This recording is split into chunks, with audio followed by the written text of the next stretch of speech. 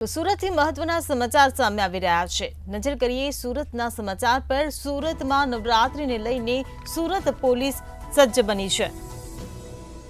તો સીપી અનુપમસિંહ ગહેલોતે ગરબા સ્થળનું નિરીક્ષણ કર્યું છે, ત્યારે સુરક્ષાના તમામ પાસા ચકાસવામાં આવ્યા છે। તો નવરાત્રીને લઈને સુરત પોલીસ સજ્જ બની છે। સીપી સાથે ઉચ્ચ કક્ષાના અધિકારી પણ ઉપસ્થિત રહ્યા છે, ત્યારે ક્ષમતા કરતા વધુ લોકોને પ્રવેશ ન આપવા માટે પણ ખાસ સૂચના આપવામાં આવી છે। તો સુરતથી આ સમાચાર મળી રહ્યા છે। નવરાત્રીના તહેવારને લઈને સુરત પોલીસ સતર્ક બની છે। સીપી અનુપમસિંહ ગહેલોતે ગરબા સ્થળનું નિરીક્ષણ કર્યું છે, ત્યારે સુરક્ષાના તમામ પાસા ચકાસવામાં આવ્યા છે।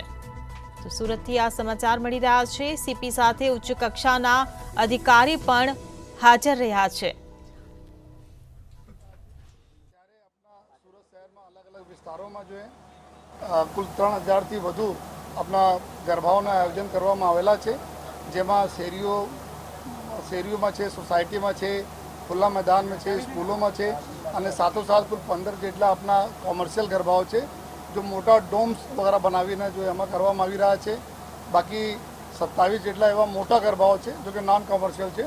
તો આજે એના ભાગરૂપે જો કે ડોમમાં અહીંયા આપણા સુરતમાં કલ્ચર છે ગરબાના જોઈએ, એના માટે તમામ જગ્યા જો જેટલા બી ડોમ્સ રેડી થઈ ગયા છે એના અમારી ટીમ દ્વારા વિઝિટ કરવામાં આવી રહ્યા છે।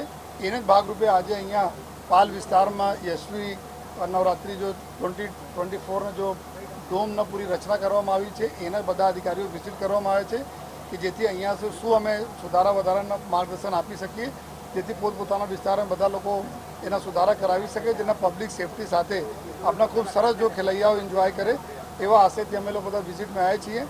અને અમુક વિસ્તારો એવું છે કે બધા ઓલમોસ્ટ એવરીડે કંઈ કે બારિશ થતી રહી છે સુરતમાં, જેના લીધે પાર્કિંગમાં બી કઈ રીતે સમસ્યાઓ આપણે એના આવી રહી છે જો અમુક ડોમમાં, જેના લીધે થોડા તકલીફો જો પડી છે। એમાં ડોમના પાર્કિંગના લાયસન્સ કરવા માટે અમારી ટ્રાફિક ટીમ એના સાથે સંકલન કરે છે, અને લગભગ જો એકાદ